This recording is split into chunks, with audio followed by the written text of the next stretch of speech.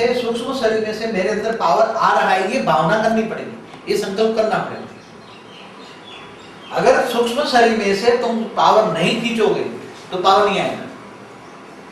इसलिए सूक्ष्म शरीर बुद्धि से दिव्य शरीर को याद करके, दिव्य शरीर में से पावर मेरे अंदर आ रहा है, मेरे अंदर सूक्ष्म शरीर चार्ज हो रहा है, मेरा कारण शरीर चार्ज हो रहा है, ये संकल्प करना पड़ेगा। जब तक ये संकल्प नहीं करोगे तब तक ऊपर का पावर आपके अंदर आएगा नहीं। तो अभी तो कितने जो आसुरी वृत्ति वाली दुनिया है, 3 तत्वों की दुनिया है, 3 तत्वों में भी महा असुर बैठे हैं। 3 तत्वों में, 3 तत्वों में भूत प्रेत योनि है, उसमें महाअसुर बैठे हैं। और महाअसुर बैठने के कारण 3 तत्वों में भी बड़े बड़े महाअसुर बैठे हैं। अब थोड़े 3 तत्वों की बात कर लेते हैं ताकि समझाए कि 3 तत्वों भी क्या करते हैं।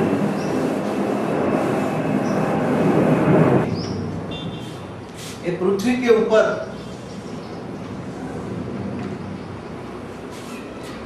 कई करोड़ किलोमीटर तक 3 तत्व वाले, आसुरी वृत्ति वाले 3 तत्व जा सकते। और जितना ऊपर जाएंगे उसकी पावर बढ़कर वो हजारों, यहाँ जो प्रेतात्मा हैं, हजारों प्रेतात्माओं को कंट्रोल करके उसमें से पावर चूसे, और हजारों प्रेतात्मा मनुष्य आत्माओं में प्रवेश करके खाएंगे पिएंगे और उनका जो पावर है ऊपर लेगा, कई करोड़ किलोमीटर ऊपर तक जा सकते। और उससे अच्छी आत्माएं जो हैं, इससे अच्छी आत्मा इसके ऊपर जाएंगे। जैसे धर्मात्मा है, अलग अलग धर्म की आत्मा है, वो यहाँ है। तो अलग अलग धर्म की आत्माएं 3 तत्वों में ऊपर होकर ये इनके फॉलोअर्स हैं, तो सारी सृष्टि पर इनके फॉलोअर्स हैं, उनको कंट्रोल करते हैं। कई धर्मों की, अलग अलग धर्मों की कई करोड़ आत्माएं, कई करोड़ आत्माएं, सभी धर्म पिताओं को ऊपर बैठे हैं और वो अपने धर्म पिताओं के जीव 3 तत्व वाले भूत है, वो यहाँ उसको साक्षात्कार कराते हैं, इनको थोड़ा वो अपने अपने धर्मों में खींचते हैं। भूत प्रेतात्मा खींचकर अपने अपने धर्म बनाते हैं। जो स्थूल जगत में देखते हो वो सूक्ष्म जगत में 3 तत्वों की दुनिया में हो रहा है। इससे अच्छी आत्माएं जो हैं, इससे बहुत अच्छी आत्मा है, वो यहाँ बैठी हुई है, साइलेंस पावर में बैठी है। और साइलेंस पावर में नष्टो मोह की स्टेज है, जाती है ऊपर, क्योंकि यहाँ कई प्रकार की और भी सूक्ष्म शरीर, जितना ऊपर जाओगे इसमें परम तत्व की मात्रा बढ़ेगी। यहाँ समझो कि परम तत्व की मात्रा नहीं है, यहाँ परम तत्व की 1% परम तत्व है, और यहाँ 2% परम तत्व, 3%, 4%, 5%, ऐसे अलग अलग ऊपर जाते जाओगे, ऐसे जाते जाओगे। तो इस ब्रह्मांड के लिए सूर्य लोग क्रॉस करोगे, इस सूर्य लोग के बॉर्डर पर 10% परम तत्व की मात्रा है।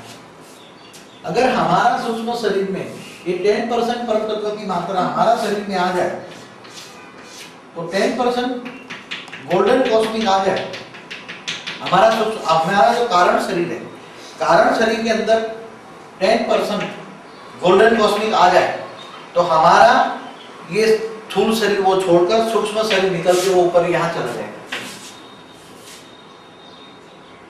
अगर 2% की कॉस्मिक आ जाए तो भी ये छोड़कर इधर चला जाएगा। 3% कॉस्मिक, क्योंकि नष्टो मोह की स्टेज होने से आत्मा के अंदर वायुमंडल, यहाँ की वायुमंडल में 2% कॉस्मिक है, यहाँ का वायुमंडल में ऊपर जैसे जाओगे ऐसे कॉस्मिक पावर बढ़ती जाएगी, परम तत्वों की मात्रा बढ़ती जाएगी। क्योंकि यहाँ स्थूल दुनिया के अंदर कॉस्मिक पावर ना के बराबर है, समझ?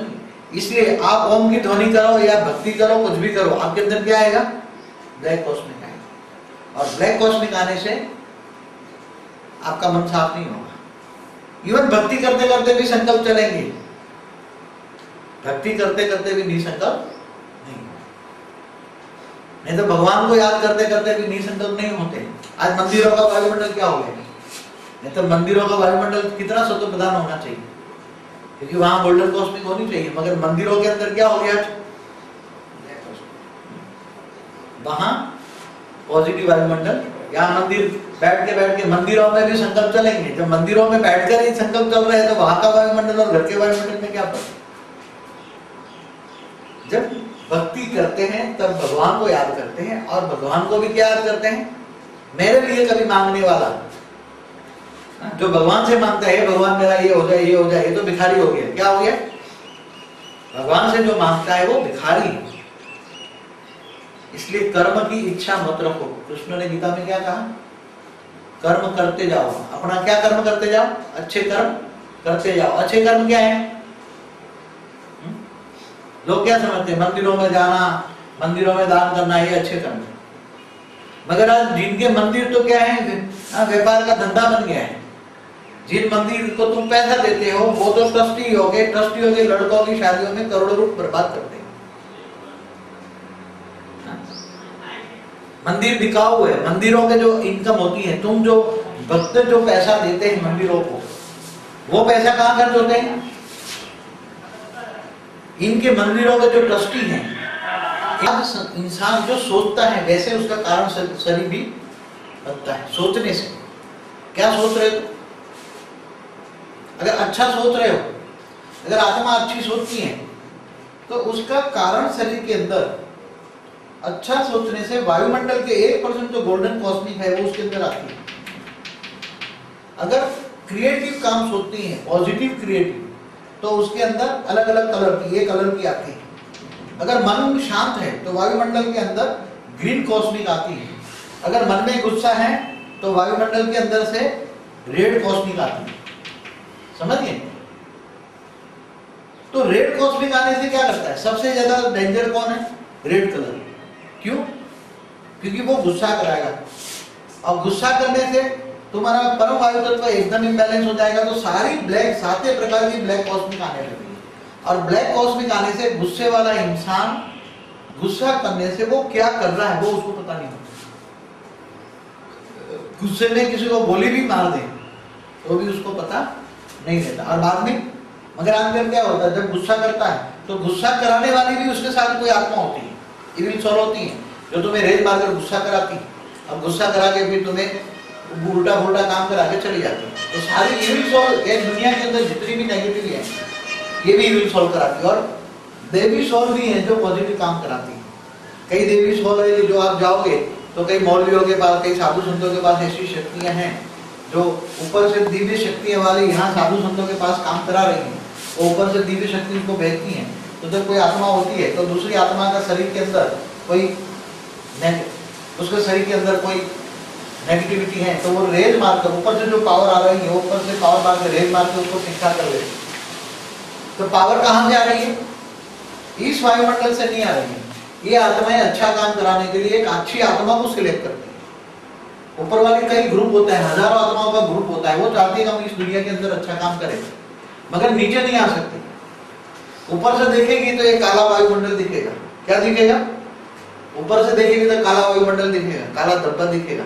और वो काले धब्बे में वो सोचती है कि मैं जाऊंगा तो काली बन जाऊंगा, इसलिए वापस जा नहीं पाऊंगा। इसलिए ऊपर से रेत डालकर कई आत्माएं इकट्ठी होकर यहाँ कोई आत्माओं को सिलेक्ट करती हैं। कोई आत्माओं को सिलेक्ट करके उस आत्मा में पावर ट्रांसफर करके दूसरी आत्माओं का कल्याण करने के लिए उसका सूक्ष्म शरीर को चार्ज करते हैं। जो आत्मा बीमार है, हैंडीकैप्ड है, तो उसके सूक्ष्म शरीर को चार्ज करते हैं। कल एक सब्जेक्ट बताया था कि इंसान हैंडीकैप्ड क्यों पैदा होता है। इंसान हैंडीकैप्ड क्यों पैदा होता है? जन्मते ही हैंडीकैप्ड होता है, जन्मने के बाद भी हैंडीकैप्ड होता है। कैसे होता है? जैसे कोई गर्भ के अंदर बच्चा बन रहा है तो कैसे बन रहा है? इसके अंदर एक परम तत्व का सेल है, एक सेल है, एक सेल के आसपास उसके ऊपर परम वायु तत्व, परम अग्नि तत्व एक सेल है। और वो सेल माँ के शरीर के द्वारा उसको स्थूल शक्तियां प्राप्त होती है। ये माँ है तो माँ के शरीर के द्वारा स्थूल शक्तियां उसको मिलती है। और स्थूल शरीर एक सेल से 2 सेल 3 सेल ऐसे बनाती जाती है। ऐसा फिर सूक्ष्म शरीर के साथ स्थूल शरीर भी बनता है। मगर इसके अंदर माँ जब जो सोचती है वो सेल, माँ जब जो सोचती है वो नेगेटिव सोचती है तो वायुमंडल के अंदर से, ये वायुमंडल के अंदर नेगेटिव सेल, उसके सेल द्वारा उस बच्चे के अंदर नेगेटिव सेल आएंगे। जब माँ नेगेटिव सोचती है तब उसका वायुमंडल में से नेगेटिव सेल आएंगे, नेगेटिव कॉस्मिक पावर आएगी। और नेगेटिव कॉस्मिक पावर उसके स्थूल शरीर को हैंडीकैप्ड बनाएंगे। समझ में आ रहा है? अब जब उनकी माँ नेगेटिव कान के द्वारा एकदम नेगेटिव सुन रही है, एक कान के द्वारा एकदम गलत बातें सुन रही है, एकदम उल्टी बातें सुन रही है जो नेगेटिव क्रिएशन करती हैं, तो नेगेटिव बातें सुनने के कारण उसे गर्भ में जो पल रहा बच्चा है उसके वायुमंडल से अंदर ब्लैक कॉस्मिक आएगी, और उसका जो कान के अंदर जो कॉस्मिक बनेगी, कान का जो भाग बनेगा उसके अंदर ब्लैक कॉस्मिक आ जाएगी। इसलिए वो जब बच्चा पैदा होगा तो सुनेगा नहीं। समझ में आ रहा है? घर के अंदर जो बच्चा हैंडीकेप्ड होता है उनका मेन कारण कहते हैं कर्मों का हिसाब किताब, कर्मों का हिसाब किताब।